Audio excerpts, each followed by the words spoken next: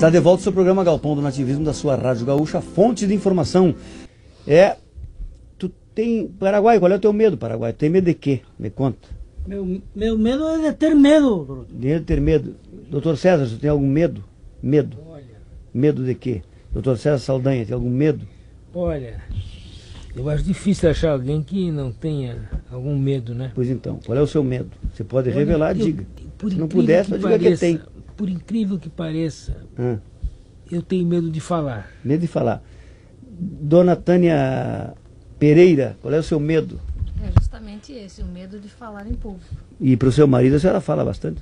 Às vezes, Então, quando necessário. Ah, então, e tu, Luiz Carlos Pereira, qual é o medo que tu tem da Dona Tânia? Não? Com a Dona Tânia eu já me acostumei.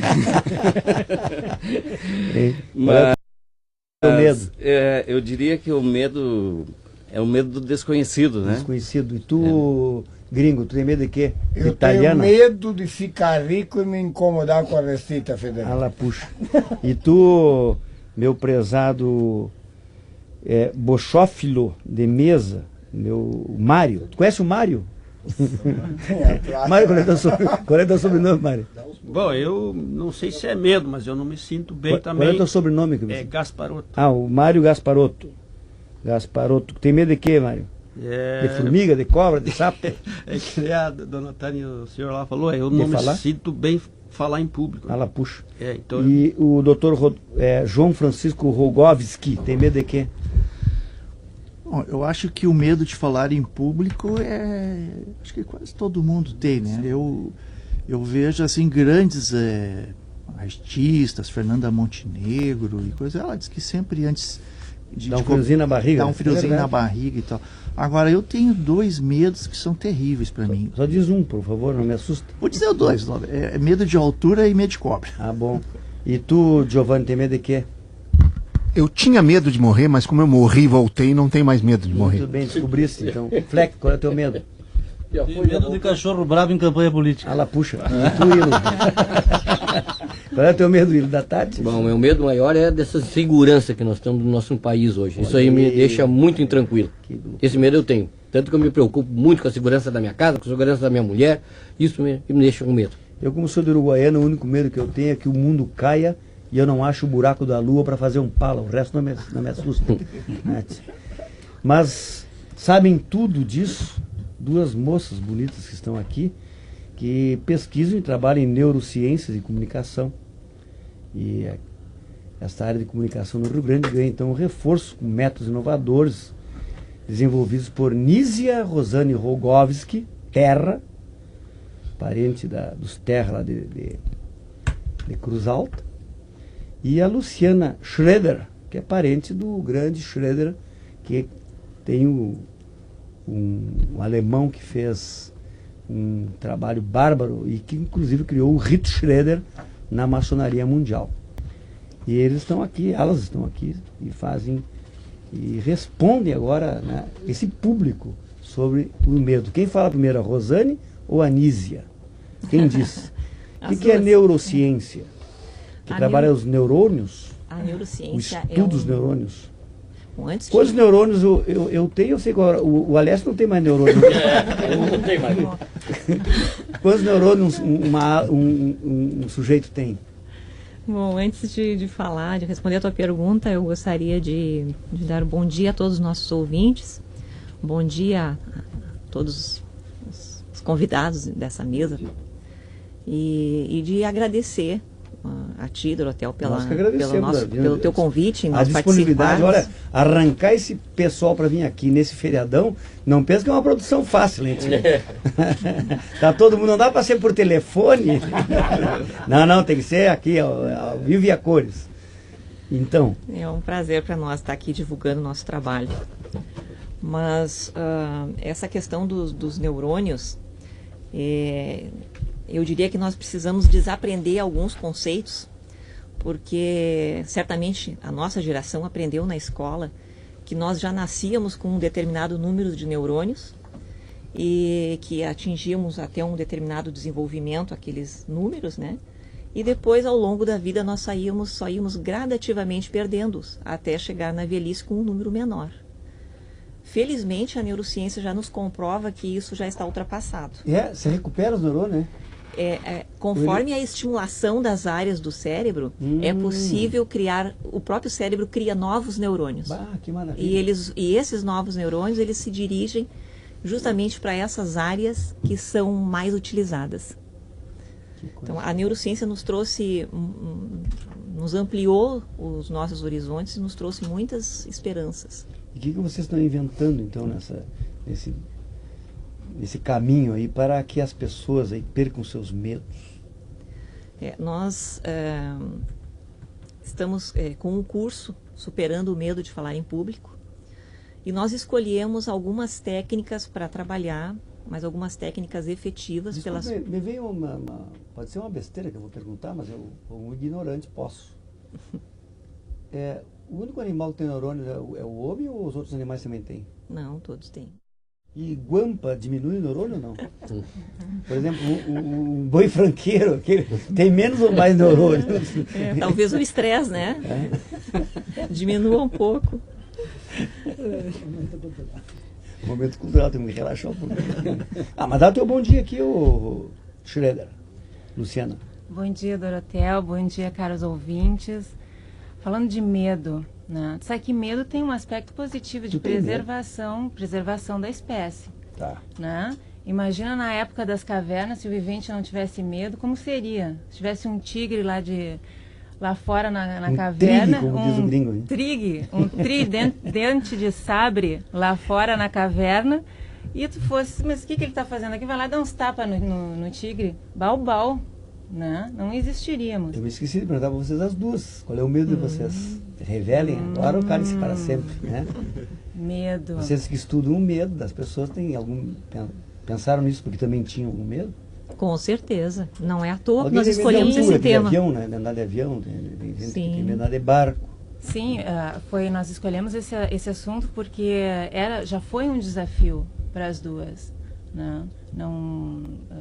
Eu já fiz teatro, já fiz vários cursos de oratória, dicção e inibição. Isso, mas foi só a PNL por causa do medo. PNL, para quem não sabe, é Programação Neurolinguística da Comunicação, que as doutoras aqui estão tratando. Mas a Anísia não disse qual é o medo dela. Tu já disse.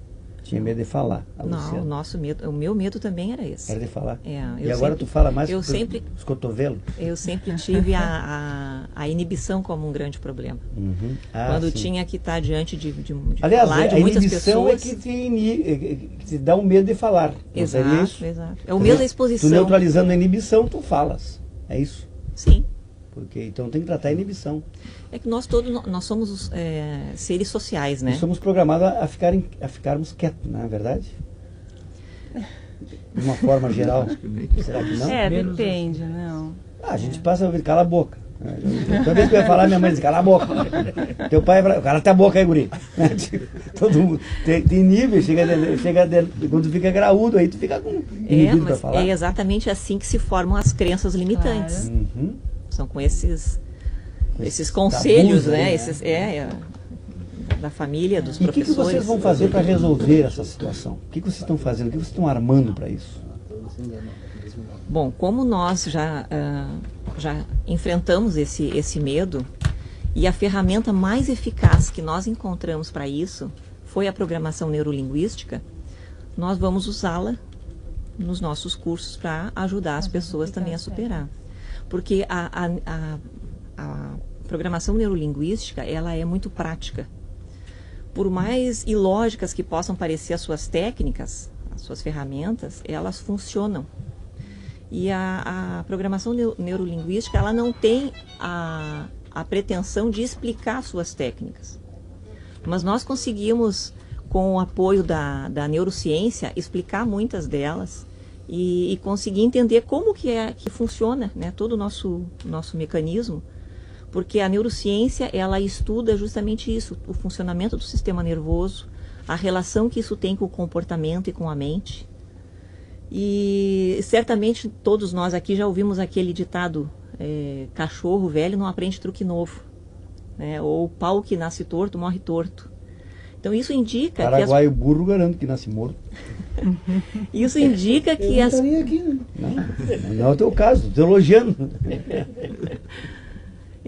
Por esses ditados a gente já consegue entender qual é a mentalidade que as pessoas tinham, e algumas ainda têm, de que o ser humano ele aprendia até uma determinada idade e a partir dali o cérebro era imutável.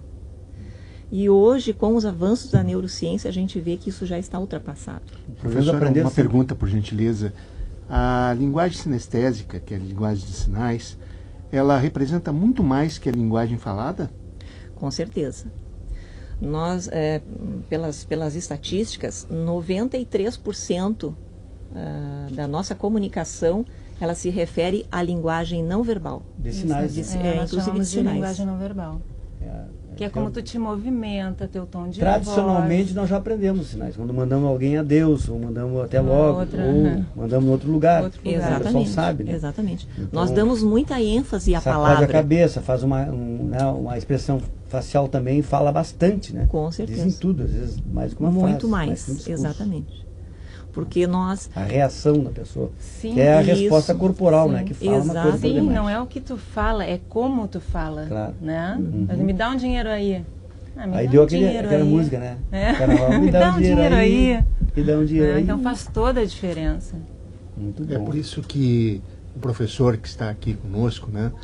É tão importante a presença do professor em sala de aula, apesar da tecnologia, das aulas à distância, do ensino à distância, mas a presença do professor e os sinais que ele emite na linguagem não falada através dos seus próprios sinais que ele emite e pedindo a confirmação, pedindo a integração e a interação desse processo em sala de aula.